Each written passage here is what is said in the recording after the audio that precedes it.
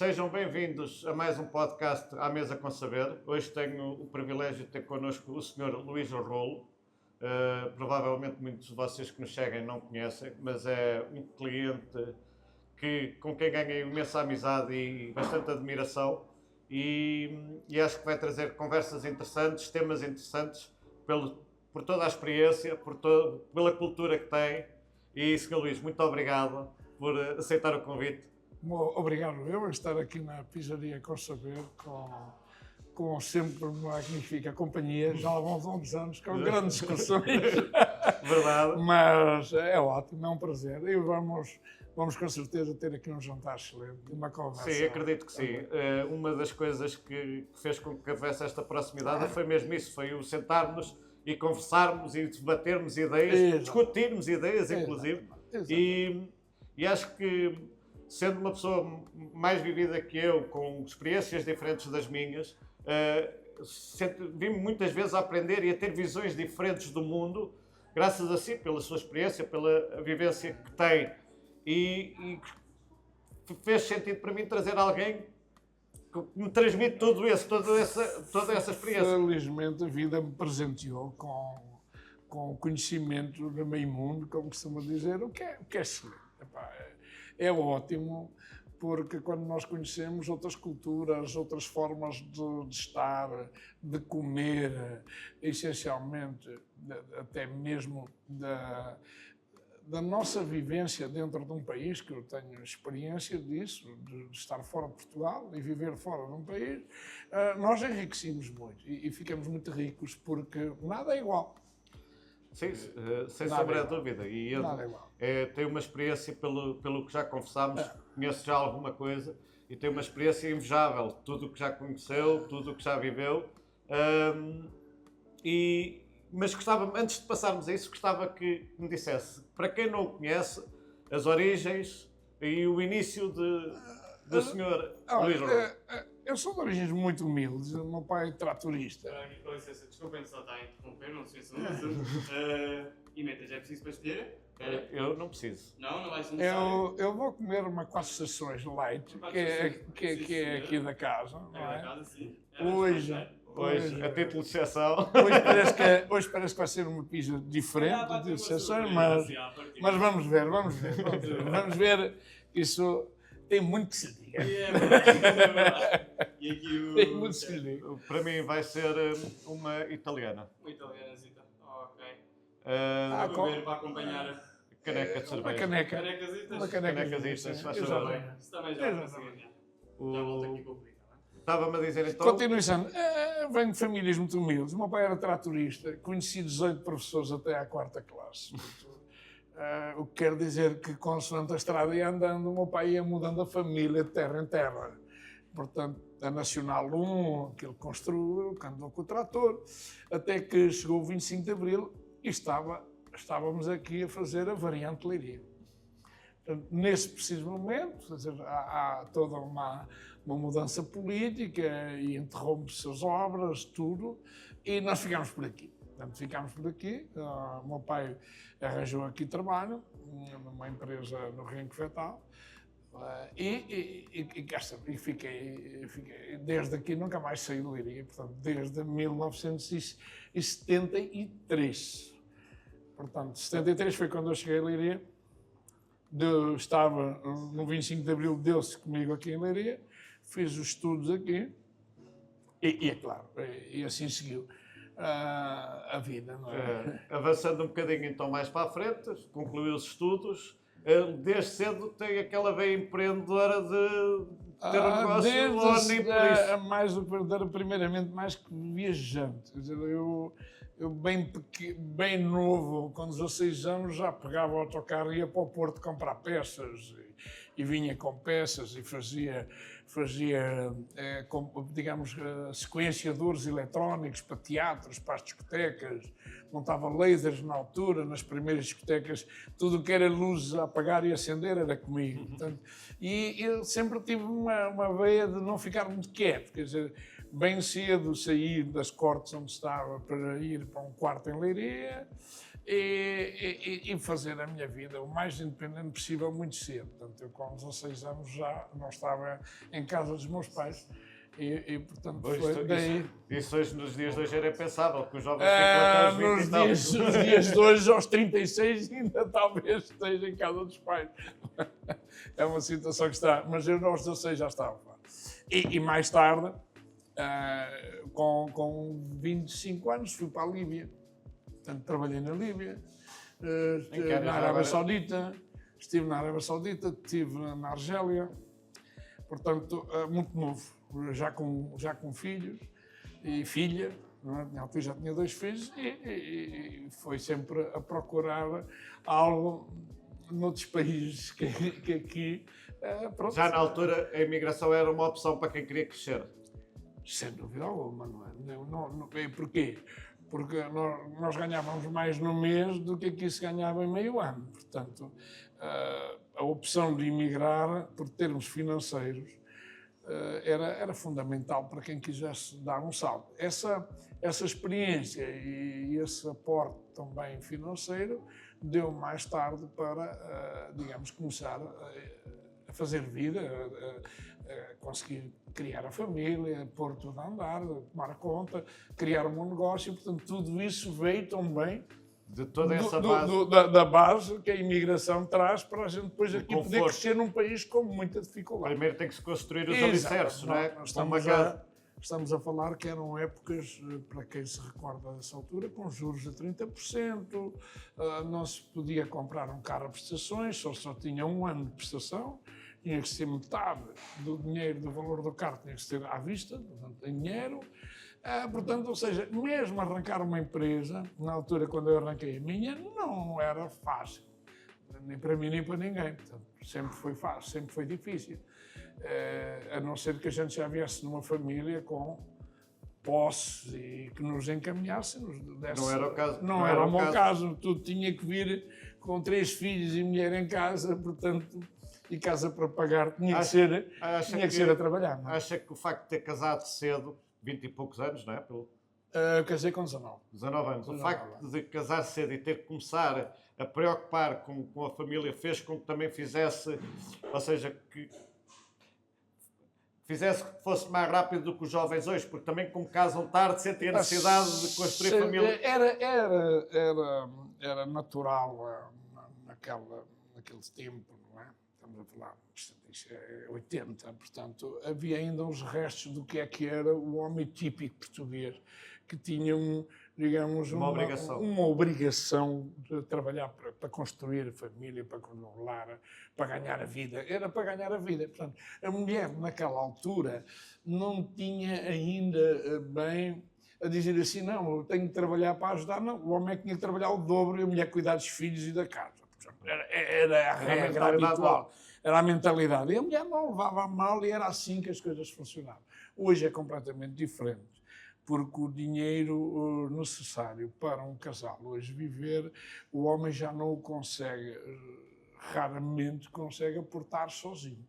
Portanto, vai ter necessário a ajuda da mulher para poder complementar todos os gastos. E acredito que hoje em dia as mulheres também não queiram estar presas em casa, gostam de se sentir mais úteis. Exatamente. Sentir mais úteis. Não que não fossem em casa, não é essa a questão, mas gostam de sentir que também contribuem financeiramente. E à época a mulher não tinha carro e não havia problema nenhum. Ia de autocarro, ou ia de moto, ou ia de qualquer... A mulher desarrascava-se muito mais. Hoje é mais complicado. Hoje a mulher tem que ter o carro, e o marido tem que ter o carro, e tem que ter o apartamento. E depois há todo um conjunto de despesas, não é, que vem para cima do agregado familiar, que tem que se aportar com 2 salários, não é?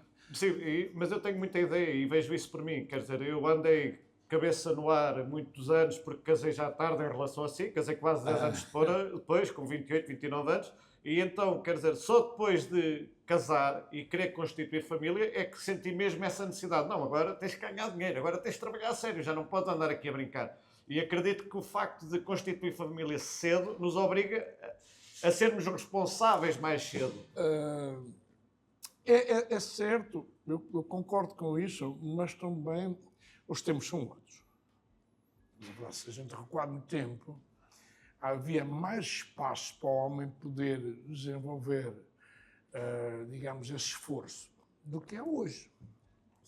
Hoje, quase não se pode fazer horas extras, porque ficam muito caras à empresa e porque também a pessoa não quer fazer horas extras, porque tem que estar ao pé do filho e da mulher. Sim. Quer dizer, todo um problema que não se compara ao que era há 30 ou 40 anos atrás. Mas Portanto, até menos. Eu cheguei a trabalhar 16 e mais horas para poder tirar mais ordenado. E hoje as pessoas querem trabalhar 8 horas e tirarem o mesmo ordenado que quem tira 16. E não é fácil isso 8 horas já é muito bom, não é?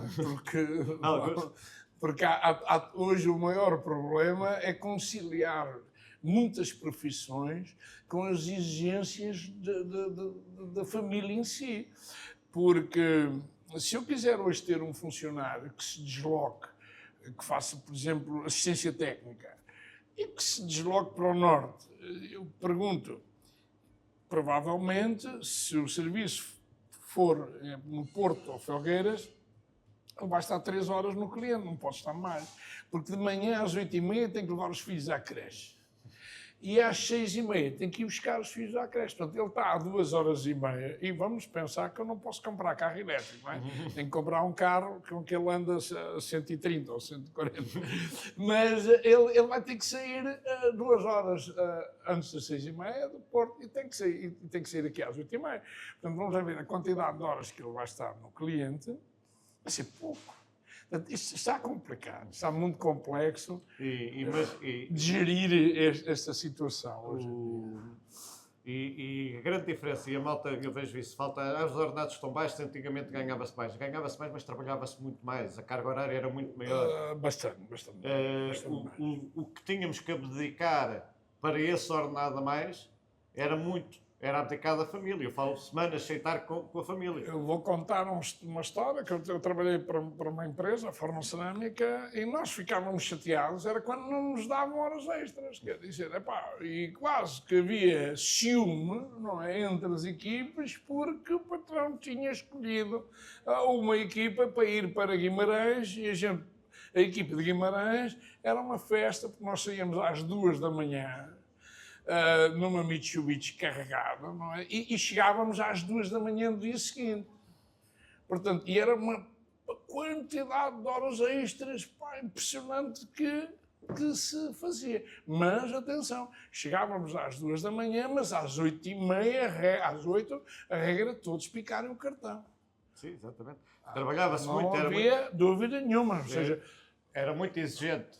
Mas depois também o retorno. Sim, o retorno era muito bom e a vigência, o retorno hoje nem pode haver exigência, nem pode haver retorno. Não, porque se houver exigência estamos a explorar. Sim, literalmente. Literalmente. É contra a natura já fazer esse tipo de situação, pôr as pessoas a trabalhar. E as pessoas esquecem-se e admiram-se. E eu notei muito isso aqui no restaurante, que é, sim, é muito giro aumentarmos os ordenados, mas depois eu deixo de ser competitivo. Eu, que tenho 4 funcionários e pago ordenados acima da média, tenho que ter preços acima dos outros que não pagam ordenados mais baixos. E não é tão simples aumentar os ordenados e nem sempre depende da vontade da entidade patronal. A produtividade, por exemplo, de uma pizza tem limites, não é como tem de uma outra coisa. Tem limites. A pessoa não consegue fazer mais que X pizzas por hora. Portanto, se ganha mais, se a pessoa vai ganhar muito mais, alguma coisa tem que acontecer ao preço da pizza. Exatamente. Porque com os ingredientes aumentam, o custo salariário da equipa aumenta. E depois passa a ser uma entidade patronal que paga acima da média, mas depois são um ladrão para os clientes que cobram acima da média. É um problema. Muitas vezes fala-se uma situação, por exemplo, dos Estados Unidos versus Portugal. Eu fiz agora aqui há uns tempos as contas e fiquei estupefacto como nos Estados Unidos as pessoas ganham tão pouco. E se a gente consegue agarrar, parece muito, mas estamos agora a dizer que os ordenados já estão altos, já estão a $20 por hora. Sim, mas ok. Mas agora vamos pôr o americano a trabalhar o mesmo número de horas que trabalha o português. Vamos multiplicar isso por $20. E agora vamos que ele tem que pagar tudo. Ele tem que pagar a segurança social, ele tem que pagar o imposto sobre rendimento, ele tem só mais vai de férias e tem que pagar, porque o patrão não lhe vai pagar férias, não tem subsídio de Natal. E quando a gente chega aqui, quando eu faço as contas, mas isto, afinal de contas, é o equivalente a um ordenado de 1.200 euros em Portugal. É contas que não se fazem normalmente. É estranho, mas é que é mesmo, é fácil de fazer as contas. Não, E estamos a falar, muitos estados nos Estados Unidos estão com ordenados de 16 horas, 16 dólares hora. O ano passado estava a 12 horas, a 12 dólares hora. Portanto, é para vermos... Que afinal a diferença em Portugal não é tão grande assim. Não é tão grande. O que nós não conseguimos é rentabilizar tanto o funcionário aqui. Porquê? Porque falta-nos volume. Porque uma coisa é ter um funcionário a despachar trabalho 8 horas seguidas. Um funcionário fazer 20 pizzas ou um funcionário andar, fazer 5. E entram-nos só pela porta 15 ou 10. Portanto, eu tenho que pagar o funcionário. Nada igual. Então a rentabilidade aí não é uma questão de produtividade. A produtividade eu tinha mais. Agora, rentabilizar é que fica difícil. Exatamente. Mas voltando um bocadinho ainda às suas origens, vai trabalhar para fora, ganha algum dinheiro para começar a orientar a sua vida, decide criar... Arranco uma empresa, eu e o meu carro. Portanto, era um AX, não é? Com uma bagageira de mala de ferramenta e uma mala de roupa. Era fundamental uma mala de roupa, porquê? Porque eu nunca sabia onde é que ia dormir. Portanto, eu saía de casa à segunda-feira e talvez passasse às vezes à quarta, outras vezes conseguia vir à sexta, e então eu trazia sempre uma mala. E ainda hoje o faço. Hoje às vezes vou para fora e é o vício. Deixa-me levar aqui uma roupinha, não há qualquer coisa, não há coisa de demorar, e eu depois... Então, eu sempre tive o bom hábito de não conduzir cansado e à noite, essas coisas. Então, se eu estava cansado, procurava um sítio para ficar, que era o melhor. Então, E a empresa era de informática? Não, na altura não. Na altura era reparação de máquinas. Como eu tinha cursos especializados em máquinas de controle numérico, eu fui dos primeiros técnicos FANUC. Aliás, várias empresas nasceram das minhas mãos de funcionários meus na altura, e eu reparava máquinas na altura. Era porquê? Porque era uma coisa nova, ninguém sabia mexer muito nas máquinas CNC, e eu andava aí como louco. Para quem não percebe, máquinas CNC é... Máquinas que produzem moldes, peças de torno, enfim, torneadas só que por método eletrónico, computurizado. Isto em 1988, 89, portanto, foi quando eu arranquei em 89, e era a minha atividade aí. Portanto, depois de ter uma sociedade em Espinho, com um sócio chamado Egínio Ribeiro, que tive essa sociedade, e depois tivemos quase 3 anos, e como eu arranquei sozinho, então, mais tarde com a minha empresa. Sozinho mesmo, quer dizer, um AXzinho com a ferramenta, então era a minha vidinha. E depois, rapidamente, a coisa escalou. Começou a aparecer, digamos, os computadores, o típico. Eu comecei a montar computadores em casa, e a vender computadores e produtos de CAD-CAM, 3D, e comecei a pegar o vício. Então, aos poucos, eu deixei as reparações e entrei no mundo informático e nos softwares de CAD-CAM. E aí sim, aí já nasce, digamos, a segunda geração da Tecnirolo, que já não é o rolo, para ser uma empresa, digamos, com funcionários. E aí arrancou. Ou seja, vendi computadores até ao ano 2000, 2001, por aí. No ano 2001, todos os negócios nascem, crescem e terminam. Portanto, e eu terminei a venda de computadores em 2001, porque os computadores passaram a ser vendidos em todos os sítios e mais alguns, e não fazia muito sentido uma empresa estar já a montar computadores. Portanto, para Média Martes e Continentes e tudo, tinham os seus computadores. O que é que eu fazia a montar computadores? Esse negócio, digamos, entreguei, despachei. Os meus antigos funcionários pegaram neles, hoje amicíssimos, somos amicíssimos, é Lance, na Marinha Grande, que nasceu da Tecnirolo e que tem uma empresa e que se dedicou, a esse nicho do mercado e a essa área. E eu segui outras andanças. Depois entrei novamente na CNC. Quer dizer, mais tarde, volto novamente às CNCs, volto novamente a ter uma equipa de reparação, já não sou eu, já são os meus funcionários, e durante até, por assim dizer, há pouco tempo. E agora mas não era só reparações, ou seja, a empresa nasce nas reparações, mas depois vende equipamentos. Depois passa a vender equipamentos. E não só a nível nacional, ou seja, começa também a trabalhar em CNCs é só a nível nacional. O que é a nível internacional é o equipamento para produção de solas de sapato. Aí é que temos clientes em todo o mundo, mas daí nasceu a ida para a China. Quando, a determinada altura, eu tento produzir os equipamentos aqui,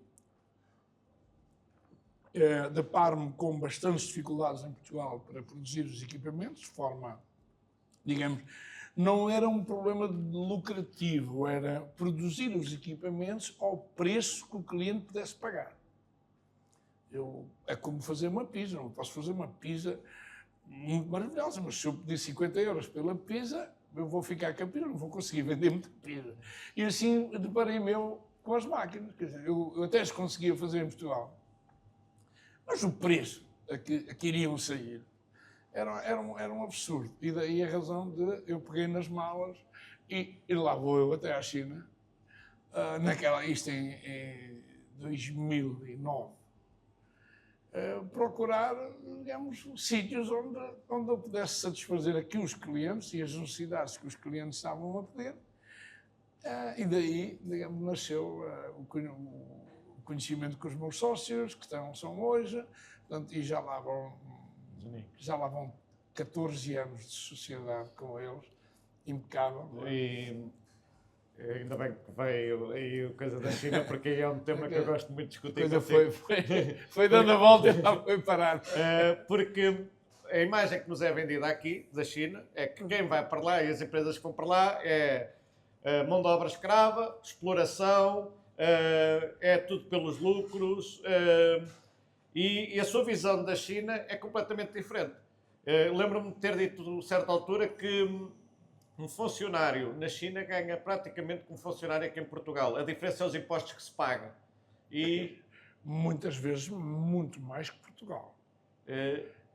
E eu queria que me desse o seu parecer da China e o que é a China para que tenhamos uma visão diferente daquilo que é a nossa ideia. O país comunista, passam fome, mão de obra escrava. A China em si, primeiro a China é muito grande, temos que a dividir em muitas regiões. Tal e qual como em Portugal, nós temos o Algarve, temos o Minho, cada região tem as suas particularidades. A China é exatamente a mesma coisa.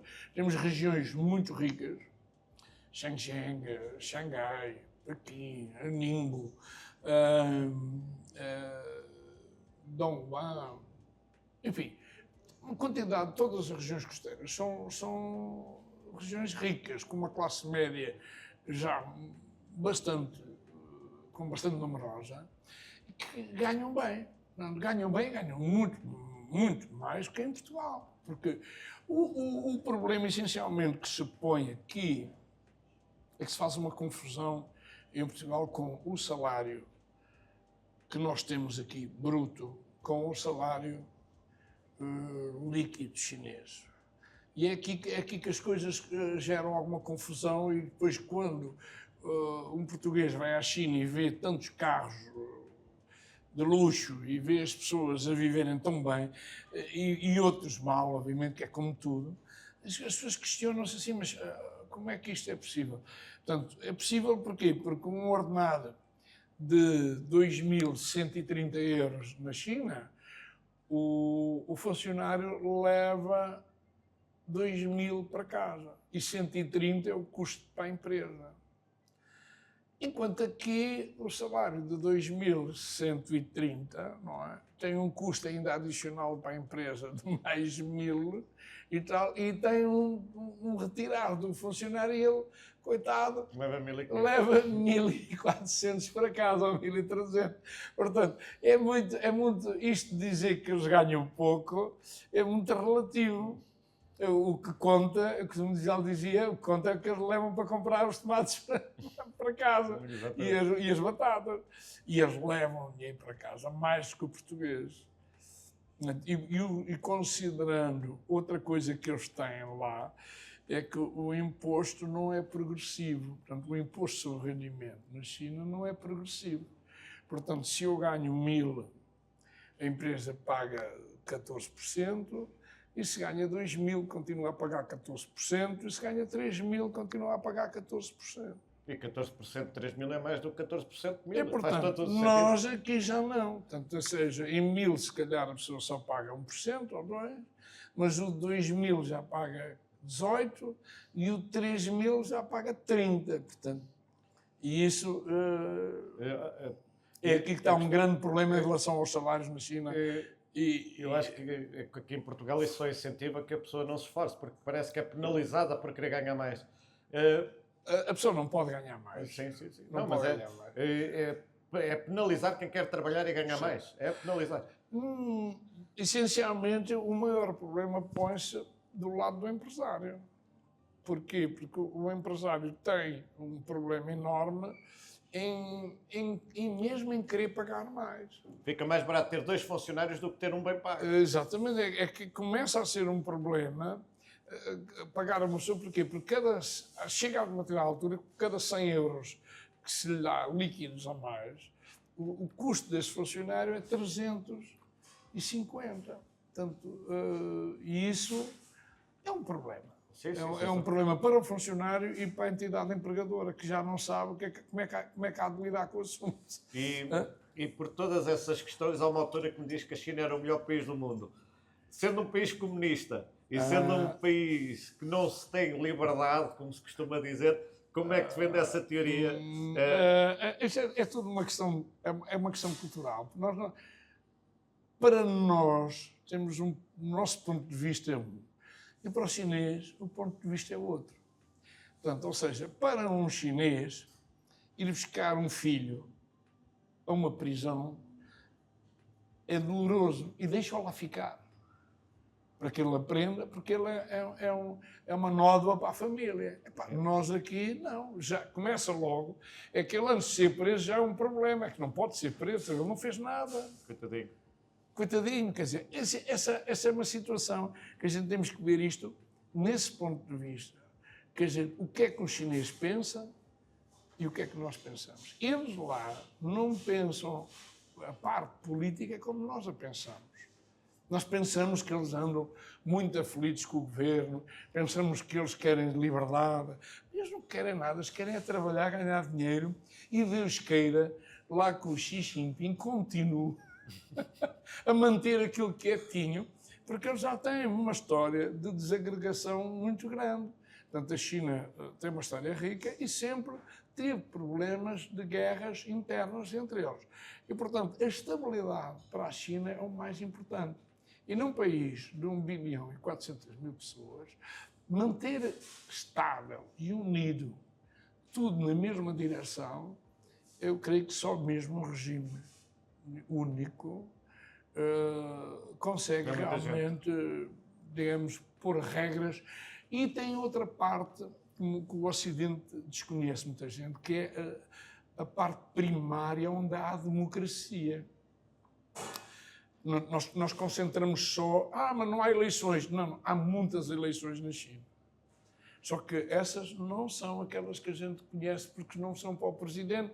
Não. Há as eleições que cada bairro e cada zona vota para depois eleger uma pessoa que vai subir na hierarquia e que vai conseguir chegar lá à frente. Portanto, ou seja, em termos de democracia, ela também existe no aspecto de escolher as pessoas, mas é muito mais cá em baixo, ou seja, elas, quando chegam cá acima, já estão escolhidas. Elas já foram escolhidas. Ok. Não é preciso uma eleição de voto para escolher o presidente. Sim. Essa é que é aqui a grande diferença que existe, que a gente temos que perceber como é que as coisas funcionam. Boa noite, com licença. Olá! Então será hoje que eu tenho... O prazer de comer uma quatro estações. Mas calma aí, pois é. Já estou a ver que há aqui realmente 4 estações. Os vegetais, sim senhora, carne. Era assim? O Fábio nunca me falou desta ideia. Francamente, Eu acho que está com recheio a mais. ao fim de tantos anos, é preciso vir aqui para... Você nunca, para já, para começar, ele está em dívida comigo porque nunca falou de mim assim. Para já, isso é sim, senhor. Ora bem, cá está. Uma estação, está aqui bem individualizada. Aqui já agora diga, tem aqui um baconzinho, não é? Não, isto é presunto, fiambre, bacon aqui. Um chourição, claro. Pronto. Exatamente. É assim? É assim mesmo, é assim mesmo. Aquela dica. Porque ele não explicava nada assim. Ou seja, mais. nós conseguimos degustar 4 pizzas diferentes e quando uma pessoa vem sozinho comer, ou mesmo com a namorada, ou o casal, ou a esposa, já consegue. Portanto, a dizer que demorei 5 minutos a fazer essa pizza. Aqui demorei 1 minuto. Sim, mas é assim. Produção e rentabilidade. Mas é assim, mas a qualidade também se paga. A qualidade também se paga. A qualidade também se paga, não é? Produção e rentabilidade. Exatamente. Diminui a produção.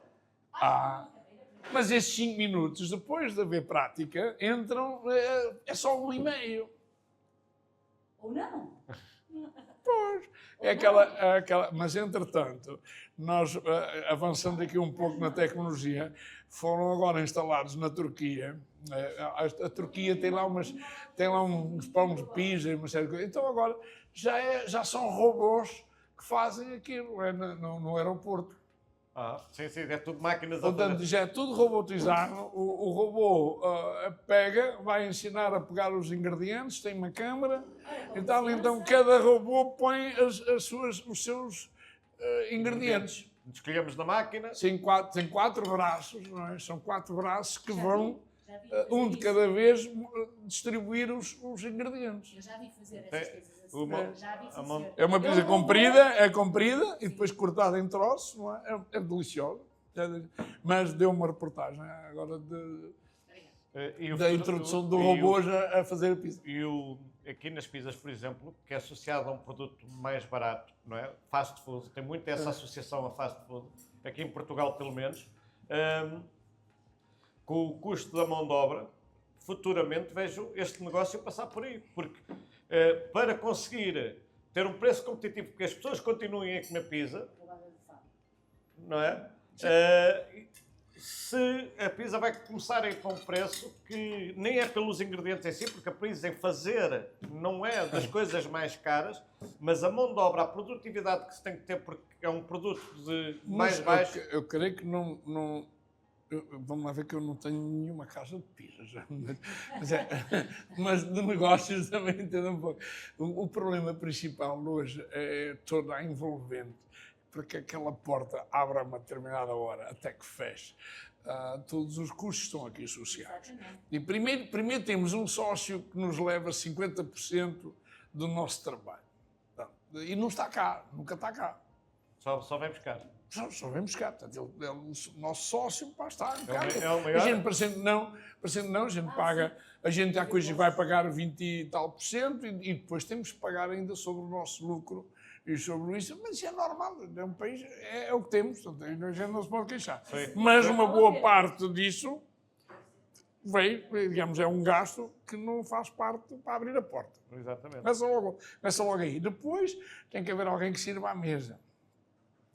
E se calhar um não chega, porque quem não tem um não tem nenhum. É certo. falhou, deu-lhe uma dor na perna, não chega aqui e acabou. Como é que é? Quem é que vai à merda? Portanto, quem tem um não tem um, tem que ter dois, no mínimo. E depois ali na cozinha, uma pessoa sozinha também não vai a lado nenhum. Começa a ter que ter ajuda. Então, quando a gente soma todos estes salários e tudo isto, começa a ser, digamos, complicado. E a PIS em si é só mais um meio de cobrar o resto da diferencial do custo para tudo o que a gente necessita. E é aqui que começa o problema da rentabilidade. Eu próprio não tinha, nós não tínhamos noção, quer dizer, é o detergente que é específico, porque não pode ser qualquer um. Sim. É o papel das mãos, é o papel da casa de banho, são tudo coisas que não trazem dinheiro, mas que acarretam despesas grandes ao final do mês. Mas fazem todo um conjunto para as coisas ou seja, começa a ficar uma estrutura pesada em que se tem que ter um volume de negócios alto para conseguir suportar. Lá está a tal situação que no início falámos, que é precisamos de 50 pessoas diariamente, todos os dias, para que a máquina rode e se pague. Se a gente tem menos, a coisa fica negra porque eles têm que cá estar. Porque isto não é um negócio que a gente ligue de manhã. Podes vir aqui fazer 2 horas, não é? Não há. Isto é uma situação que está. Então vamos cá ver aqui a 4 estações. Estava a ouvir ali ao bocado a sua conversa, também se casou novo. Como? Também se casou novo. Vamos à nova antiga. E eu também. Também? Mulher... Estou casada há 31 anos. Aqueles são idades em que a gente vale tudo. Pensa que, pronto, chegou ali aquela meta. Olha, vamos casar e ser felizes. São idades em que a gente, mesmo cansado, chega ali, mulher, então, como é que é? É hoje ou é agora? Eu também foi mais ou menos assim. Neste caso fui eu. Então como é que é? É para casar? É para casar ou demora muito tempo? Aqui vamos cá provar. Esta está difícil. Queria picante. É algo que, para quem gosta, como eu, está bom. Voltando um bocadinho onde íamos, na China, e depois isto da questão da automatização e da... a China está um passo à frente na tecnologia mundial. É a visão que eu tenho, que eles estão um passo à frente. E, aliás, temos agora a política internacional do Trump, que percebeu que as coisas têm que mudar, senão a América vai de vela, como se diz.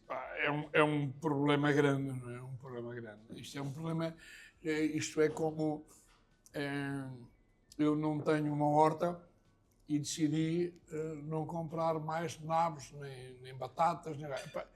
Então, se eu não tenho uma horta, vou ter que preparar a terra, vou ter que aprender a cavar, vou ter que aprender a cultivar, vou ter que arranjar alguém que cultive. E talvez daqui a um ano, 2 ou 3, a minha horta me dê a comida que eu preciso. E os Estados Unidos estão nesse problema, não é? Quer dizer, tem o Walmart, a Amazon e toda uma quantidade de gente a viver e a fazer o PIB do país, a vender, digamos, com valor acrescentado enorme, porque compra barato na China.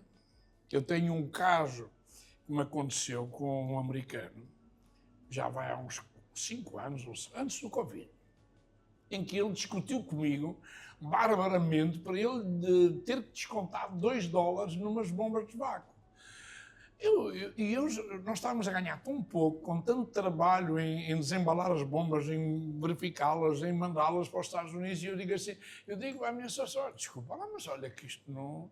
Nós se a gente faz $2 de desconto, claro que vendemos 5.000 bombas de cada vez, mas isto vai ser complicado. E eu vou ao site dele e ele vendia as bombas a $680. E comprava a 126 e queria comprar a 124. Portanto, é aqui que os Estados Unidos vão ter um problema muito grande, não é? Em resolver isto, em ganhar dinheiro com produtos chineses que não vai haver, que não sei como é que vai ser, tem que começar a cultivar na horta, não é? Sim, eu acredito que o futuro passa pela automatização, porque se formos... um dos fatores que faz com que o produto saia barato é essencialmente a mão de obra. A mão de obra é um custo muito pesado para as empresas não só pelo ordenado em si, porque às vezes o ordenado até nem é nada demais, mas por todos os impostos que isso acarreta. Mas há um maior problema aí, é que há uma coisa que é assim, o dinheiro e a robótica não substitui o saber fazer.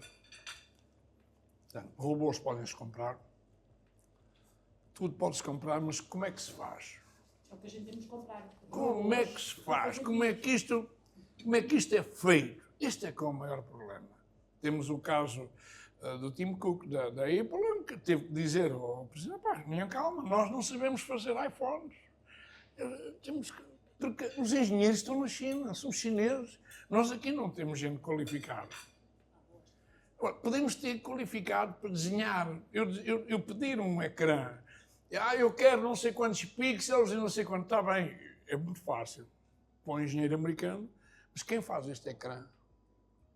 O problema é esse. É que o americano pediu, mas alguém vai ter que o fazer. E é aqui que a situação é como eu peço-me a 4 estações, não é? Mas alguém vai ter que fazer assim. Assim. Está bom? Pode. Esta estação gostou? Para já, este gostinho aqui está ótimo. Entretanto, vou mudando agora de sabor. Aí está a Este vantagem. aqui era uma primavera, sabe? Essa era que tinha o picante. Aqui era. Agora vou pôr um bocadinho. Esta aqui, estes pepperoni aqui, vão dar aqui um gostinho diferente a esta pizza. Esta é do outono. E esta é do outono. Esta é mais. Não, vamos pôr talvez. Esta com esta carninha, talvez mais para inverno, não é? Talvez. Para dar aqui. Aquele conforto. É para dar o conforto. Aqui é do pepperoni. Esta aqui é primavera, porque tem os cogumelos e aqui o verde. Exatamente, esta é mais a atender à primavera. Está a ver que eu fiz uma 4 estações. Tem aqui 4 estações, já viu? Eu estava. Agora posso dar aqui uma pequena dica. Olha, que é muito simples. Então. Corta metade, todos os ingredientes que colocou aqui. E vai ver que a pizza, então, vai subir de nível. Acha mesmo? Mas é mesmo. Metade daqui, metade destes ingredientes, metade destes ingredientes. Menos ingredientes? Sim, metade. Menos quantidade. Menos não é quantidade. menos ingredientes, é menos Corta quantidade. metade. Ok. Corta metade. O Sr. Luís tem a particularidade de gostar das pizzas com porque pouco nós estamos recheio. a pensar, quer dizer, olha, é assim, há 2 tipos de clientes. Eu sou daquele cliente que vem comer uma pizza pelo seu sabor, pela sua textura. Há outro cliente, sei que eu peço sempre uma pizza light.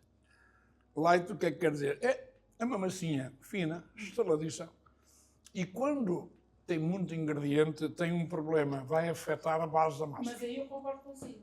Vai afetar a base da massa. Vai estragar uma pizza que, na verdade, para quem gosta do sabor e de apanhar a coisa, é aqui que muda logo a grande diferença. Eu concordo consigo. E eu, para mim, faria sempre dessa maneira, porque eu até acho que ainda agora, esta pizza que eu fiz ao forno, até é diferente desta aqui, porque esta nem tem polpa de tomate, porque ele não aprecia, eu sei que ele não aprecia, então fiz barreira com um bocadinho de azeite. A pizza até ficar a massa mais tostadinha, porque o azeite ajuda a fazer a massa mais crocante. Claro. E tem poucos ingredientes. E é o que acontece aqui, mas são ingredientes mais pesados. Claro. Porque então é assim, a por isso. carne, o bacon e o fiambre são Claro que mais ela está gostosíssima. Eu, para mim, na minha opinião, e é assim que eu faço sempre para nós, aliás, quando eu faço uma coisa para mim, nunca é igual, faço sempre diferente. E o Fábio sabe, normalmente eu quando faço para nós, faço sempre uma pizza diferente. A nossa grande dificuldade é que... Mas se eu fizer uma pizza assim para o cliente, ele já vai dizer Mas assim. sim, vocês têm muitos clientes, esse é o problema. Então, e eles vão dizer assim, não é o problema, isso tem muitos clientes, não é problema. Não, muito tipo de cliente. Se eu vou reduzir a quantidade de ingredientes que eu estou habituada a pôr numa pizza, vão logo dizer que a gente está a fazer as pizzas com menos ingredientes. A massa não é a mesma. Lá está. E porque isto e porque aquilo. E então a gente continua sempre... O maior problema é que pensa assim, há 2 tipos de cliente. Aquele que vem para comer e aquele que vem para degustar e para comer uma pizza. Mas eles vêm para comer e é para encher. E se vem para comer, deixe ficar os ingredientes, Pronto, meta à grossa, E depois pedem muito queijo, extra queijo. Extra queijo. Extra queijo. Extra pepperoni. Extra ovo. Extra fiambre. Extra bacon. O nosso conceito começou sempre com pizzas com bastante recheio e teve bastante aceitação. Eu, com o tempo, aprendi que para quem quiser saborear efetivamente o gosto da massa, o gosto do molho de tomate, quem quiser tem que ser com menos quantidade de queijo, menos quantidade de recheio, porque só assim conseguimos usufruir dos gostos dos produtos. Sem dúvida. Mas o nosso cliente gosta de sentir que comeu uma pizza e ficou saciado, satisfeito. Mas aí temos uma coisa, aí é assim, é que voltamos à questão da dificuldade económica das pessoas. Muitas vezes as pessoas vêm para pedir uma pizza grande, para distribuir para os filhos, para a mulher, para ele, para tudo. Muitas vezes. Então essa pizza tem que estar bem concentrada. Agora uma pizza para uma pessoa só, ela tem que ser bem leve, porque senão a gente mete 2.500 calorias num prato. E a coisa não é fácil. Então, aqui está. Então agora vou aqui comer um bocadinho do inverno. Do inverno. O que é que você acha aí do inverno? Vês a vantagem de ver aqui? Por acaso comi aqui, mas não era bem assim que se come. Normalmente é uma fatiazinha. Assim, por exemplo, a do Fábio já dá para comer assim. A carne também é mais suculenta, porque esta carne é a carne que eu uso para a lasanha. Gostosa mesmo. Imagina uma pizza destas toda. Não dava. Não dava? Mas não imagina a quantidade de comer ainda sozinho. A sério. E com muito mais ingredientes que você tem. Temos uma Royal, que é quer dizer, eu sou anti-natura, quer dizer, eu peço metade e eles pedem o dobro. É verdade. Esta, quando pedem a Royal, que leva carne picada e leva bacon. É esta? Que é essa, com bacon. E ainda leva queijo e cebola, não é? Penso que é. Esta não leva, a Royal não leva molho de calzone, não. É a carbonara. É a carbonara. Exato. A carbonara leva carne picada, leva bacon e ainda leva queijo e molho natas. Vocês têm aqui também uma pizza que eu gosto muito, que é a serrana. Essa é esta que você está aqui a comer. É essa aqui. A serrana é uma pizza fantástica. É muito boa. Gosta de queijo? Aprecia queijos sem ser só mussarela? Desde não seja muito exagero, que eu já avisava antes. Põe pouquinho, não estragues a pizza. Este cliente é interessante. Põe pouquinho, não estragues a pizza, Eu ficava todo contente quando o Sr. Luís me visitava por dois fatores. Primeiro porque a pizza saía barata para lhe vender, porque levava pouco ingrediente. Era pouco ingrediente. E o segundo fator é que ele gostava de beber umas cervejas e eu também, então tinha que acompanhar. Por falar em cerveja, isto está a correr mal. André. Então, falhou agora. Não, ele já tinha feito sinal. Eu é que estou atrasado. E disse, calma que eu ainda estou atrasado. Mas, como eu referi, a gente conheceu-se lá em Leiria, passámos horas a conversar, muitas vezes com o seu sócio, e discutíamos, falávamos disto, da segurança social, dos impostos, ele defendia os impostos. A gente dizíamos que éramos... Quase que nos vizinhos corriam a gente, porque no verão ficávamos ali. Horas e horas. A pizzaria fechava e a gente continuava a conversa. E ele defendia os impostos e nós dizíamos que os impostos eram roubo e, no entanto, a ideia dele já mudou um bocadinho também, não já? Os impostos não são roubo. O problema dos impostos é que nós conseguimos lhe pagar, digamos, com a rentabilidade que se tem.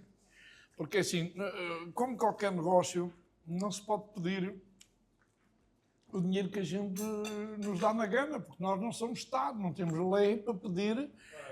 Não há nenhum decreto-lei que diga assim, o preço mínimo de uma pizza são 40 euros. São 40 euros. Então vamos ver aqui à Consaber, e às 4 estações. Então, como não há nenhum decreto-lei que nos defina que o custo mínimo vai ter que ser este, portanto, nós temos a lei de mercado. É a lei de mercado e, mais que a lei de mercado, é a lei do cliente. Porque, é assim, o cliente entra pela porta e mesmo que a gente venda muito barato e ele não gosta, ele nunca mais volta.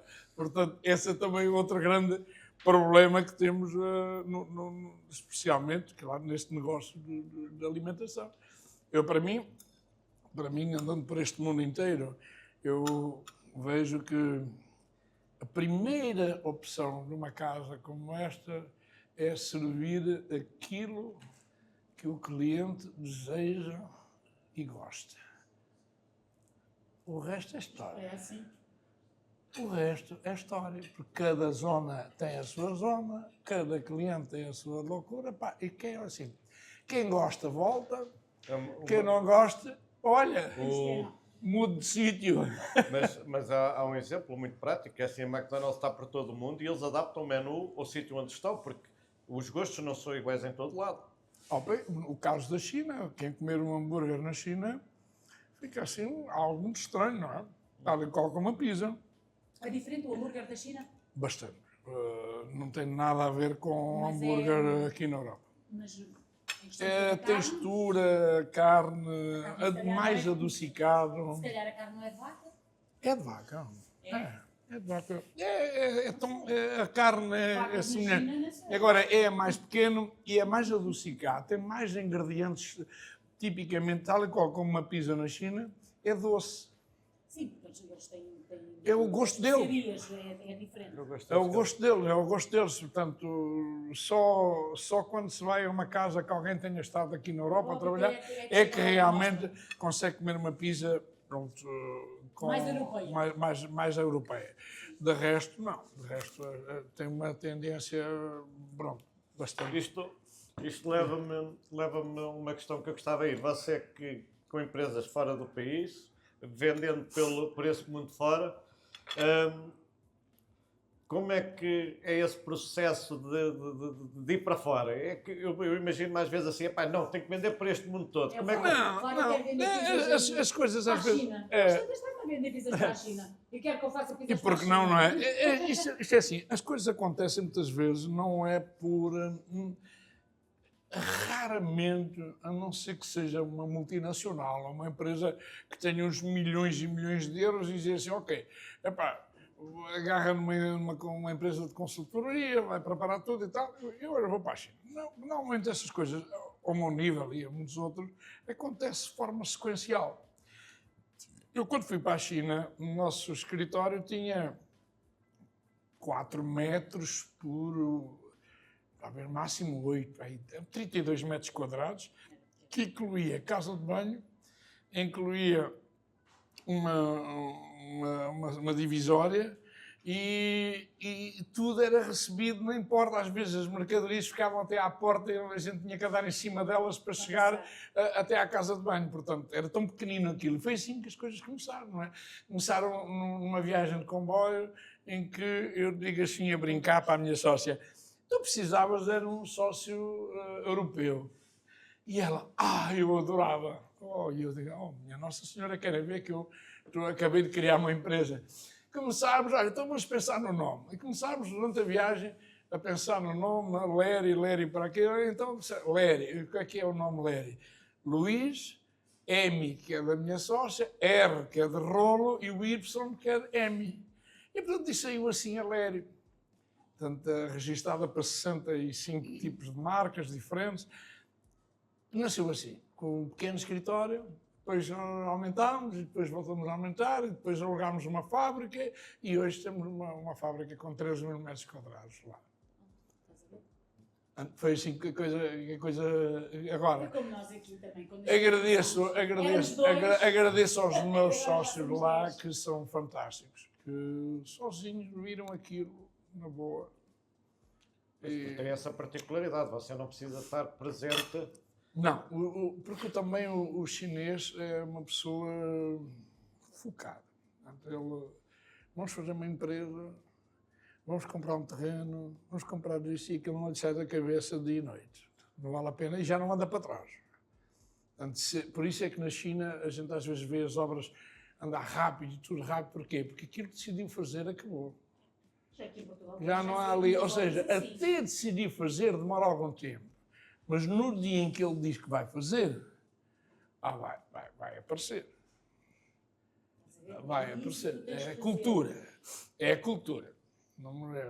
Já não é só ideia. Pelas ideias não discuto muitas ideias. Mas... Isso já fez.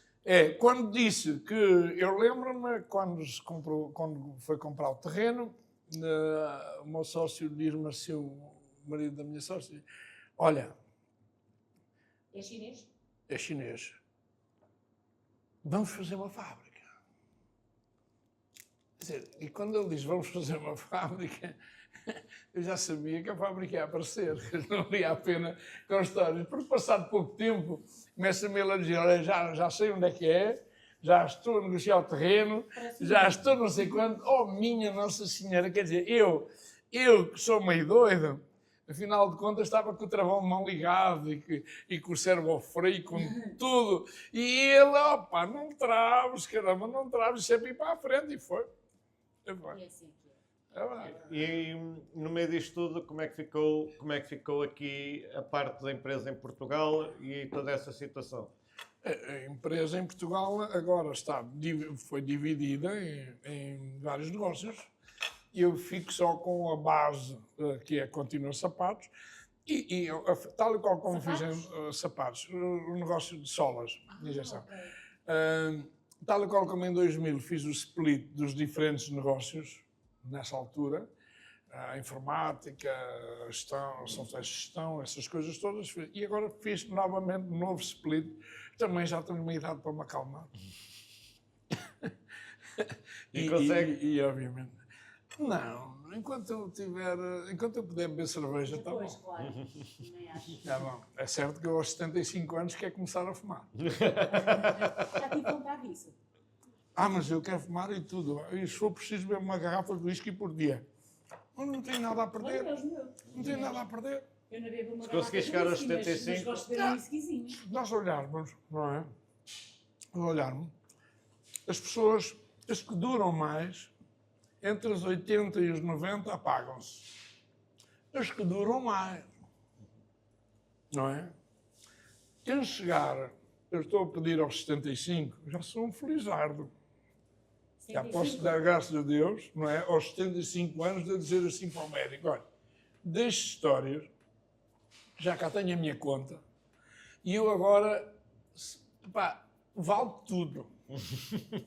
Vale tudo, é charuto da Havana, é bebida, é fumar, tudo. Já vivi o que tinha para Isso viver. é para ser produto de Marrocos, também vai. Já vivi o que tinha a viver. Eu já, agora não venha com histórias. Vou aproveitar o pouco você tem que poupar de dormir, não deixe estar. Não, é que normalmente, lá está, a partir de uma certa idade, as pessoas começam como disse os médicos, começam a dizer às pessoas que eles têm que deixar isto, têm que deixar aquilo, têm que assim, não pode fumar, não pode beber, e você vai fazer o contrário. Vai começar a fazer tudo. Não, eu quero começar a fazer tudo. Não quero que eu... E aí dele que me poria dar uma coisa. Você também não evita de dizer. Não dá. Então, mas assim, se eu ainda estou bem, aos 75, o que é que adianta mais 5 ou menos 5? Se eu viver 5 anos muito bem, cheio de prazer... A comer o que quer, a beber o que quer. Opa, apagar-se a luz aos 80, aos 81, aos 83... Já foi. Vale a pena. Mais um ano... Eu já conheci até hoje 98 países na lista. Qual foi o país que mais gostou? E está a ser difícil chegar a 100, porque a não ser que eu vá de férias para um sítio onde nunca tenha estado e seja país. Pois, também Mas tenho que fazer isso quase, mas pela minha vida normal já não... Não, o mais longe, mais próximo foi Finlândia, lá em cima, da resto mais nada. E passei lá uma semana e apanhei muito frio. Muito frio mesmo. E Canadá também apanhei frio. Pá. Teve quê? Na zona mais norte? No norte. Depois Calgary? 90, tive 22 graus negativos. O Alcado falou de 37. A minha irmã teve... frio. Eu até na zona do Quebec. Exatamente, sim. Zona do Quebec. É Com os chamados quebecanos que falam um francês misturado com o inglês. Meu Deus, não há ninguém que os entenda. Não há ninguém Que coisa rara, pá. Eu a tentar... Por acaso, eu falo francês, falo inglês. Moçi.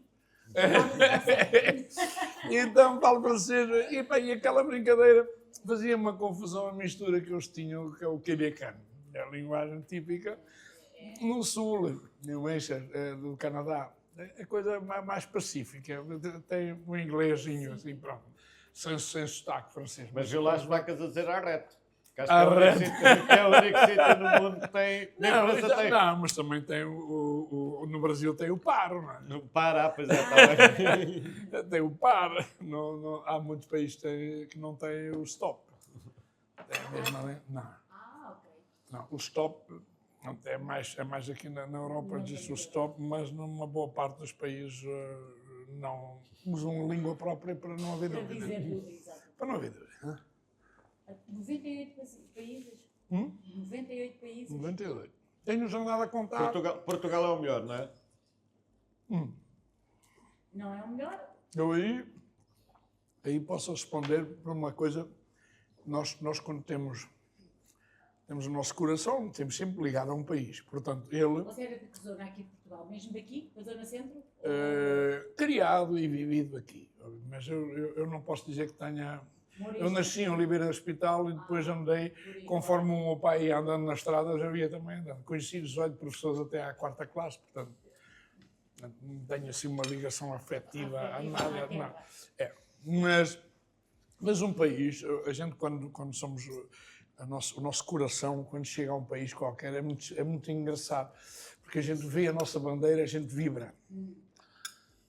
Depois a gente ouve alguém falar português, a gente vibra. E depois, quando eu falar na nossa comida, voltamos a vibrar outra vez. Que é ir numa rua qualquer e diz assim, comida portuguesa. Meu Deus, mas mesmo que aquilo seja a pior porcaria que haja, a gente lá vai. Porque a definição mesmo de quem é de um país é a comida, a bandeira e a língua. Essas três ingredientes definem tudo. Definem tudo. A nossa língua, quando a gente a ouve, meu Deus, está aqui um portuguesinho por perto. A bandeira, opa!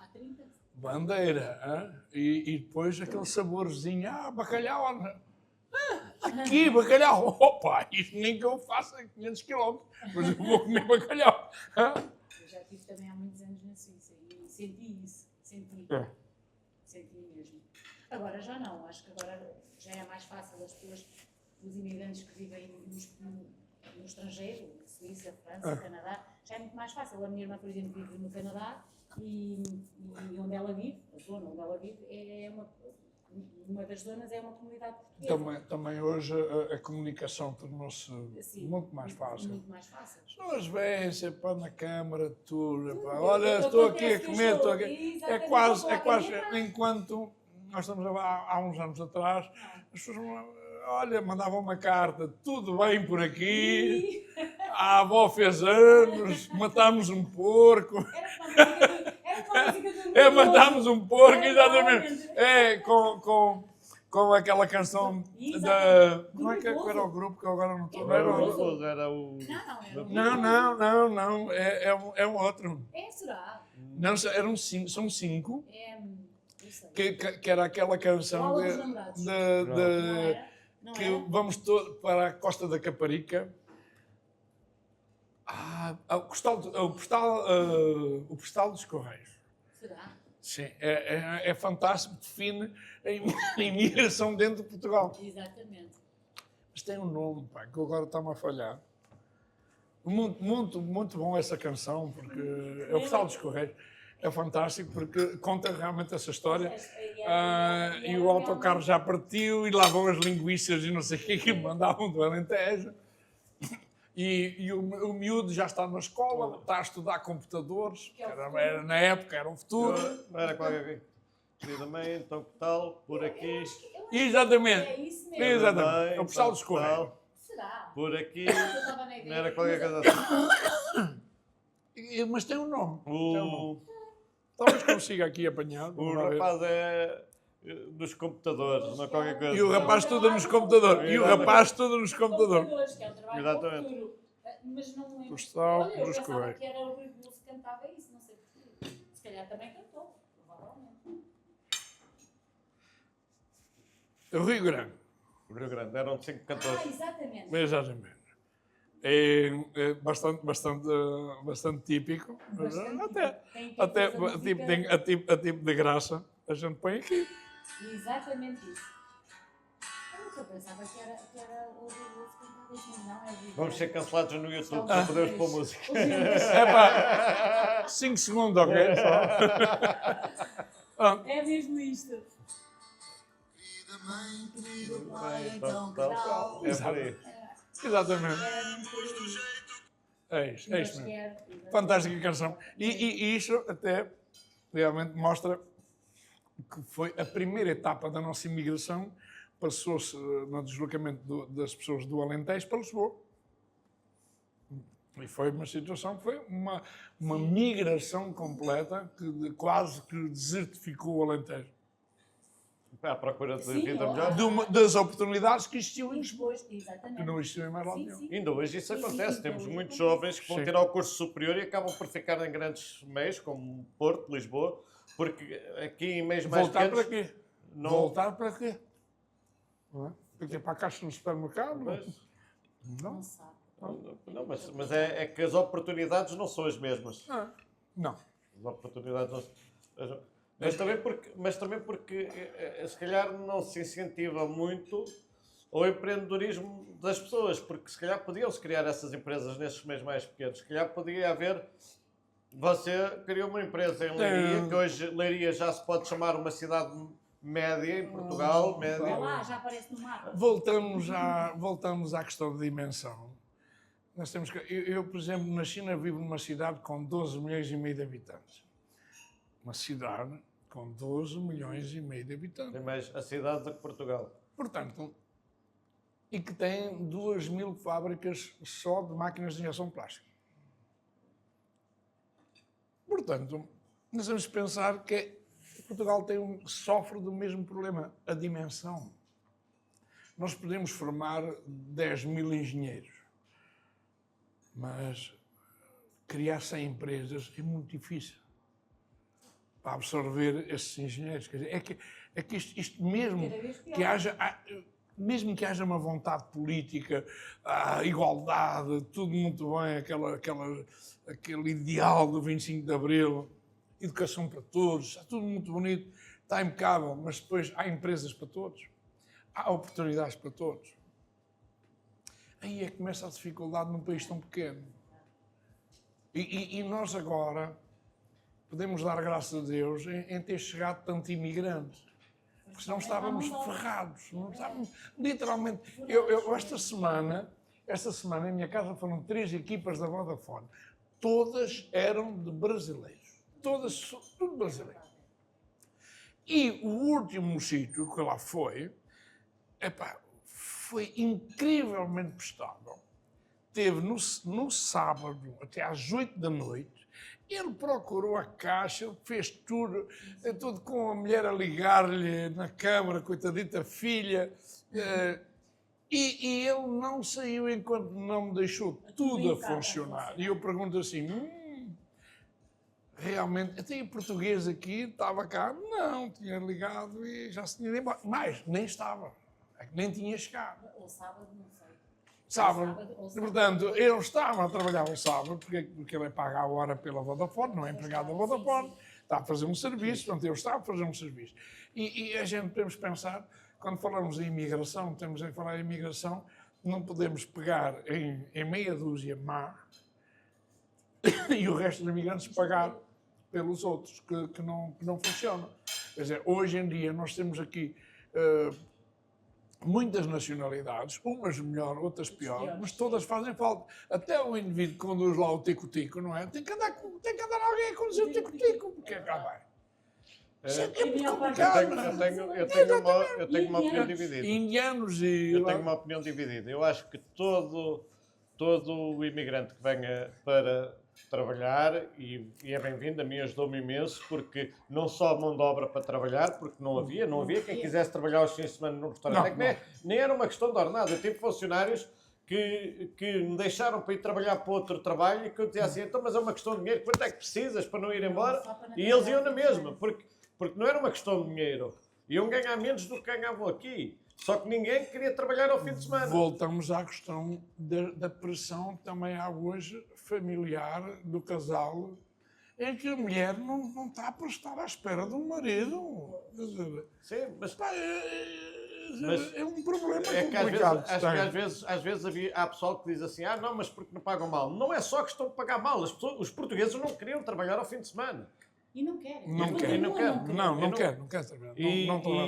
Mas gostam de ir comer no restaurante ao fim de semana e alguém tem que trabalhar ao fim de semana. Normalmente é sempre assim. E não é uma questão de ordenado, é simplesmente porque as pessoas querem ter fim de semana para poder ir ao restaurante. Mas alguém tem que estar a trabalhar. Infelizmente é assim que funciona. Mas também temos outra coisa. Quem é que vai pagar? Quem é que paga hoje a reforma? Eu já não tenho pais, mas pagaram dos meus pais. Mas quem tem pais e quem é que está a pagar essa reforma? Uma boa parte são imigrantes que nunca pensarão na vida, de alguma vez, o Estado português vir-lhe a dar um cêntimo para as reformas deles. Será? Não tenho dúvida.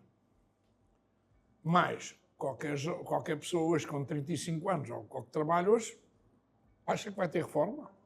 Não sei. Eu duvido. Mas duvido muito. Não está fácil. Mas duvido muito. Portanto, todos os imigrantes que estão aqui a descontar para a Segurança Social 34%. Sim. Porque nós não descontamos 11%. Todo o trabalhador desconta 34,75%. É os descontos de um trabalhador. Apesar do Estado esconder todo o resto. 23,75%. Esconde. Não. A cotização para a Segurança Social de qualquer trabalhador é 11% mais 23,75%. Ponto final, parágrafo.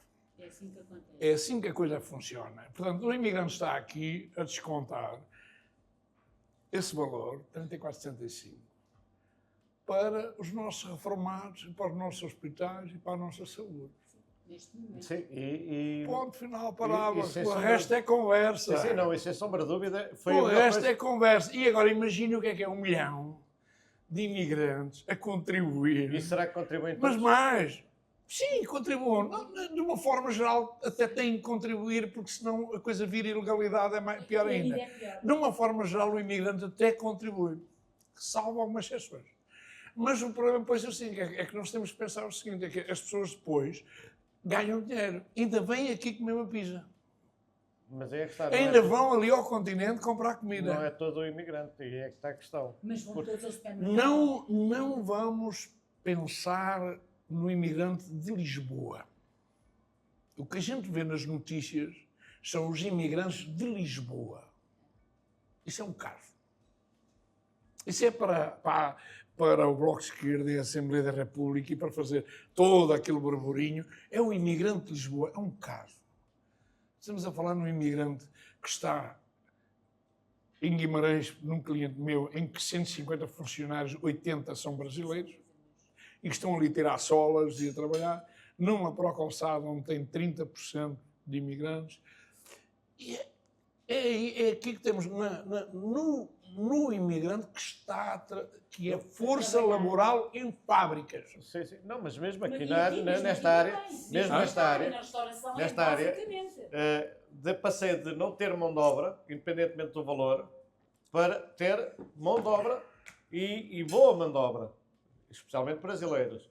E que, para além de ter mão de obra, ganha clientes, porque o brasileiro, culturalmente... Não tem problema com a língua, adapta-se bem, fala bem. Gosta de comer, gosta de beber e adora pizzas. Para mim foi brutal.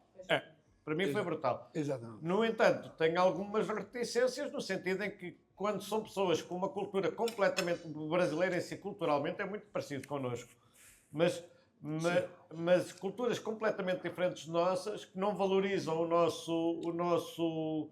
nossa maneira de estar, não valorizam viver em sociedade como nós valorizamos. dá-me alguma... Existem culturas que têm essa dificuldade. Tem. E isso dá-me alguma... Mas como as coisas... a lei de imigração tem que ser global, isto é como vocês terem a porta aberta e entra o mau cliente e o mal disposto. Sim. É um problema que temos. Porque assim, porque mesmo os imigrantes que vêm de países como Myanmar e Tailândia, Tailândia não vem tanto, mas Myanmar. Myanmar, eu tive uma funcionária de Myanmar, foi das melhores É funcionárias. fantástico, porque nós estamos a encontrar ali imigrantes do Myanmar, na zona do Algarve, na fruta, na agricultura, já não há brasileiros aí. Aí não existe brasileiros. Aí existe Bangladesh, Myanmar e imigrantes realmente que vêm de uma situação muito pior do que o brasileiro. E vêm se sujeitar a dormir em camarata e maltratados. E maltratados. Pessimamente. Aí é que a lei portuguesa falha. Claro, obviamente. Falha literalmente, em que não devia jamais permitir que um imigrante entrasse aqui e fosse tão maltratado. Não, e é que depois é assim, você tem uma legislação e fiscalização constantemente que não lhe permite sair fora da linha, nós aqui igual, desde a ASAI e por aí fora, e depois há quem realmente se aproveite. Porque o imigrante é visto pela parte política também. É aqui que funciona. Se nós disséssemos assim, ok, se o político se afastasse e os partidos se afastassem da imigração, ok, as regras são estas, tudo funcionava bem, não havia problema nenhum. Agora, o problema é que tem que aparecer na televisão, tem que aparecer no jornal, tem que aparecer não sei o quê, e então, porque aquilo ajuda ao voto. Portanto, é só isso, mais nada, porque senão a questão da imigração não se punha. Criavam-se as leis, criavam-se as regras e esquecia-se a imigração. Compras, muito bem, não compras a Deus. Compra, não ganha, entra, não entra, tal, as regras são essas, morreu o assunto. Sim. Agora, andar aqui ao sabor, agora vai, agora não vai, agora por não sei o quê, porque... Não, porque é assim, porque o holofote, não é, político, funciona. Está sempre a pressionar o problema da imigração. É pá, porque o gajo matou, não sei o quê, tudo bem, mas o português também matou e o outro também matou. Não é preciso fazer um fé de ver tão grande à custa das coisas, porque hoje em dia, quer dizer, se a gente for na televisão, eu não vejo televisão, já vai para anos que eu não vejo televisão, mas os canais de televisão, quer dizer, quando dá para ver, às vezes estou a almoçar ou num restaurante ou uma coisa qualquer, a gente dá uma olhadela, meu Deus, não sei quem matou não sei quanto, outra matou não. Quer dizer, até se pensa, não é, que estamos perante uma sociedade de assassinos em série e coisas completamente loucas, não é? É assim, o sentimento de insegurança em Portugal aumentou. Sim. O sentimento de insegurança acho que é generalizado. Agora, é claro que não podemos, por um caso acontecer, generalizar. Não se pode generalizar. Não se pode generalizar. Mas é óbvio, mais pessoas, mais probabilidade de isso. Mas continuo a dizer, eu estou um bocadinho reticente para esse género de imigração que não valoriza a nossa cultura, nem respeita, nem é valorizar, porque podem não ter a nossa cultura, mas respeitá-la no mínimo. Eu vejo um exemplo muito curioso, por exemplo, em relação aos muçulmanos. Se uma mulher for de mini saia para um país muçulmano, sei lá, Catar ou Arábia Saudita, tem problemas. Pois é condenada. Não pode ir de mini saia, não pode ir de E bigode. respeitamos. E, portanto, chega lá, tem que respeitar. E, portanto, se a mulher muçulmana, por exemplo, chegará a um país europeu e diz assim, pá, nós aqui não gostamos de burca. Pois é. Mas nós é que estamos E, mal, portanto, as regras seriam essas. Ou seja, olha, mas tinha que ser logo de início. Não é agora impor uma coisa que quando a pessoa chegou, ninguém disse para não pôr. Esse é agora o problema, é que agora tem que se respeitar a pessoa que é o ser humano e a religião dele. Não, mas eu não sou contra respeitar as ideologias de cada um. Eu sou contra eles não respeitarem as nossas. Ou seja, eu acho que você pode acreditar no que quiser, porque eu não tenho nada a ver com a sua vida e você segue a sua vida como quiser. Agora, tem é que sentir o mesmo respeito por mim. Quer dizer, isso será óbvio. Não é? Isto é o mínimo que se exige. É o mínimo. o mínimo Até porque a pessoa exigido. está num país que é maioritariamente cristão, não pode vir aqui Dizer- dizer, pá, nós agora é que mandamos. Obviamente. Isso é óbvio. Mas, entretanto, já se criou um partido islâmico. Sim. Mas atenção, nós não nos podemos esquecer que provavelmente mais de metade da população irá ser muçulmana dentro de uns anos. Ou chinesa. Hã? Ou chinesa. Chinês não. Chinês não faz filhos. Um não quer ter mais. Sim. É. E os Mas, portugueses estão para o mesmo. e os portugueses são para o mesmo. Mas isto para dizer que acho que quem vem, e assim como os portugueses foram, e não é que não houvesse portugueses que foram para fora do país e que não fizeram asneira, obviamente que houve, mas por norma respeitavam as regras daquele país. E é o mínimo exigido aqui. Respeitem as nossas regras. E enquanto assim fizerem, está tudo bem. E ainda bem que há imigração. Quando não fizerem, a dor com eles que as nossas prisões já estão cheias. Até ao momento não senti que seja uma pressão muito grande da questão da imigração, assim, pelo aspecto negativo. Não, para já eu vejo. Por agora É a parte positivo. positiva, É sobrepõe-se. digamos, é predominante em relação à parte negativa. Claro, quando se põe para cá, quando se traz 1 milhão de pessoas, não se traz Só o mel. só o benfeitor. Pois, Não claro. está só o mel. Portanto, É que vem os bons e os tudo, pá, maus aquilo e tudo à vem mistura. um mix, não é? É. Portanto, vem um mix. E é o que está a acontecer. E vem um mix. E, portanto, no meio daquilo tudo, vêm os indivíduos que é. gostam de roubar, outros E gostam de confusão, não fazer Não nada. fazer nada. Outros é a coisa mais normal. Nós agora temos que filtrar. Temos que filtrar e fazer, é como tudo. Não, E depois, mas claro que esta questão também, depois é como diz, torna-se muito política. Uns querem ganhar votos a um lado, outros votos ao outro, e isto torna-se muito político. O maior problema das democracias do Ocidente são exatamente isso, quer dizer, onde não conseguem. As democracias hoje, primeiro, não existem.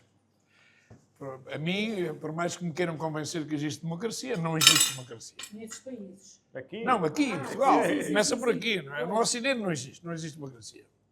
eu gosto dessa sua perspectiva sobre a democracia.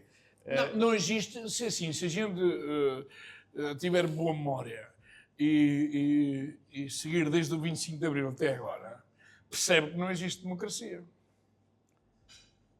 Basta só olhar para as caras que nos governam e para perceber aos anos que eles estão ali. Isso são sempre os E mesmos. quem é que mudou e quem é que mudou o quê? A única coisa que mudou é mais um corrupto ou menos um corrupto. De resto, a coisa não muda. Porque o sistema de influências apenas muda de vez em quando com mais uns votos. E pronto, olha, podes levar isto. Eu não acabei porque é assim. Entretanto, já está fria. E uma pizza fria não se come. E como falei muito, está delicioso. Esta parte aqui estava top. Sim, senhor. A chefe está aqui ao vivo. Mas eu volto cá, aqui para uma 4 estações, exatamente como fez, como tal. Não lhe prometo que seja exatamente igual. Podemos mudar e continuar a ser uma condição. Mas pode ser, não, mas é o seu gosto. É o meu gosto. É o que houver. Confiem, Mas é o que houver. a 4 estações é isso. É isso. A 4 estações Eu não quero, não obriga a pôr ingredientes precisos em cada estação. Claro que não. Não, é o que houver. É o que É o da época, por isso é que época. é o spring. Da 4 estações É a esse. primavera, não sei o quê. Não, a 4 estações é esse o gosto. A base da 4 estações é 4 sabores distintos numa pizza. Enfim, Sr. Luís, já estamos disto há 1h20. Hã? 1h20. Já. Viu? O Já tempo viu? passa a brincar. Vão ter que mudar o cartão. Como disse no início, é muito fácil nós perdermos horas aqui na conversa. Há tanta coisa, coisa que eu ainda gostava de falar. É fácil. Tanta coisa que eu gostava de falar, mas também não quero alongar muito. Vamos continuar a conversar, eu não quero alongar o podcast Para muito mais tempo. Eles têm cortes também. Podem fazer cortes, não é? Cortes. Mas queria finalizar aqui o podcast agradecendo-lhe a visita. Foi uma honra tê-lo aqui, fazer esta gravação, nós os três. É com muito carinho, porque foi alguém que me apoiou, que me deu conselhos, que me disse muitas vezes, olha isto, olha aquilo, e que me abriu os olhos para muita coisa. E eu gosto sempre de pessoas... Gosto sempre estava sempre a puxar por ele. Gosto de pessoas que me ajudam nesse sentido. Estava a puxar por ele, e ele com muita dificuldade, porque às vezes as coisas não iam como ele queria. Não, era queixava. Estava lá um braço direito e esquerdo. Exatamente. Mas é um prazer. E é um prazer voltar aqui quando vocês desejarem também. Para uma outra conversa. Ficou tanta coisa para falar. Sim, muita coisa. Sobre o ensino, sobre a rádio. Eu posso contar uma história da primeira vez que comi gafanhotos. É verdade. Eu estava com o italiano. O italiano é sempre uma pessoa que não é qualquer coisa que o contente em termos de comida. Eu estava no Vietnã, um calor impressionante, estávamos no delta do Mekong, e eu vejo uns indivíduos vir com uns cartuchos, não é? Tipo pipoca, e vinham a andar. Eu digo assim, Luca, o que é que está ali a acontecer ali daquele lado? Há ali uma relote, está ali a vender qualquer coisa, vamos lá ver. Então eu estava a ver cerveja fresca, e a fritar gafanhotos. E a embrulhar no jornal da revista, não é? No papel da revista. É tipo castanhas. É tipo assim, tipo termos. E eu agarrei, cheguei lá, pedi assim só um saquinho de termos de gafanhoto, trouxe 2 cervejas, e eu queria provar os gafanhotos, mas nem pensei no italiano. O italiano come 1 ou 2, estaladiço, não é? E a gente começou a comer um problema que é não sabíamos comer os gafanhotos. Porque o gafanhoto tem uma maneira, depois o senhor é que veio, nós temos que lhe pegar pelas pernas e comer na parte da cabeça, e a perna onde tem aqueles biquinhos não podemos meter, porque aquilo depois pica tudo na boca. Epá, o que é certo é que a gente comemos 3 pacotes de cartuchos e gafanhotos com a cerveja. Que coisa boa! Sério? Loucura mesmo. Eu ainda ontem vi fotos de grelhados que eu como na China. Gafanhoto grelhado é uma categoria. Mas uma categoria. Gafanhoto, casulo de bicho da seda, a vespa asiática. Também se come vespa asiática? Sim. Olha, uma boa. E andamos nós a matá-las. Não é a vespa asiática que está no casulo. Não é a vespa asiática, já não. É aquela parte do casulo. Onde elas vivem. Essa come-se, é bem gostoso. É bem gostoso. E é verdade que comem lagartos e cães na China? Como? É verdade que comem lagartos e cães na China? Lagarto? Cães e gatos. Gatos e cães. Não é bem verdade. Atenção. Em certas zonas, o que é mais comum comer cão é na Coreia. Sério? A Coreia cria cão para comer. Como quem cria aqui porcos. Na Coreia existe isso. Na China, não. Na China não é muito comum. Mas, atenção, em 1958 até 1962, a isso eu posso quase garantir que nada que mexesse sobrevivia. Porque morreram 125 milhões de pessoas à fome na China em 4 anos. Tanto com as políticas de Mao Tse-tung, aquela parte má que a gente pensa da China, não é? Na verdade, passaram mal, muito mal. Portanto, a China, a gastronomia de comer tudo o que é vegetal e tudo, vem da fome que passaram. Mas qualquer coisa que mexesse, os pais... Cobras, eles comem cobras? Eu já comi e é muito bom. Sabe a frango, não? A cobra é tipo tamboril. Ok. Para melhor. É uma carne suculenta, sedosa, eles cortam-lhe a cabeça, a cobra vem enrolada em troços, e eu, a primeira vez que apareceu, é cara. Vamos começar a vender aqui Atenção, vespas, há caras, grilos cobras lá, Não, a cobra lá... Ela até pode vir desmontada É. e a gente até pode... Agora enrolada sem Uma cabeça, cobra pelo pode amor de custar Deus. entre os 300 e os 1000 euros. Também elas são difíceis de apanhar, algumas. 1000 euros. A A cobra caça dela. vem, eu num jantar 300 todo... a 1000 euros por uma sim, cobra. Num jantar todo à maneira, o meu cliente mandou... Foi lá comigo à saca, porque a cobra estava viva, não é? E ele foi escolher, esta é a melhor, então, uma rolinha toda colorida e tal. Então lá, pô, Aquelas mandou mesmo ver. venenosas. Epá, a cobra, quando veio, realmente fiquei assim muito perplexo. É agora? E comeu? Ai, não comi e repeti. Porquê? Porque a mesa lá é rotativa e aquilo é uma diferença, não é? Então eles põem na mesa e vem o pratinho ali para o meu lado, cobra à tua frente. E eu, Cacá. ora, com licença, E o tirou, acompanhamento era o quê? comi. Parecia que estava a comer tamboril. Eu não ligo, quem viaja não pode estar a ligar que aquilo é bicho, não. É o sabor e a textura. Não sei se Entrou para dentro da boca, E os funcionou. acompanhamentos era o quê? Na China não há acompanhamento. Ah, não? Não. Albacar não é peixe? Não, a mesa, É a mesa ovos é uma mesa grande. Estamos a falar que tu pode ter 2,5 metros de diâmetro, assim grande, com muito prato. Pode ter 20 pratos diferentes a rodar. Em que lá dentro vem brócolos, vem tudo. Portanto, ou seja, a gente vai tirando e vai comendo, o que é um jantar muito rico. Portanto, aqui nós estamos a... Olha, vem isto, olha, arroz à valenciana, pronto, arroz à valenciana. Lá não. Mesmo a gente em casa de alguém que vá, temos 5, 6, 7, 8 pratos diferentes. Para dividir por todos.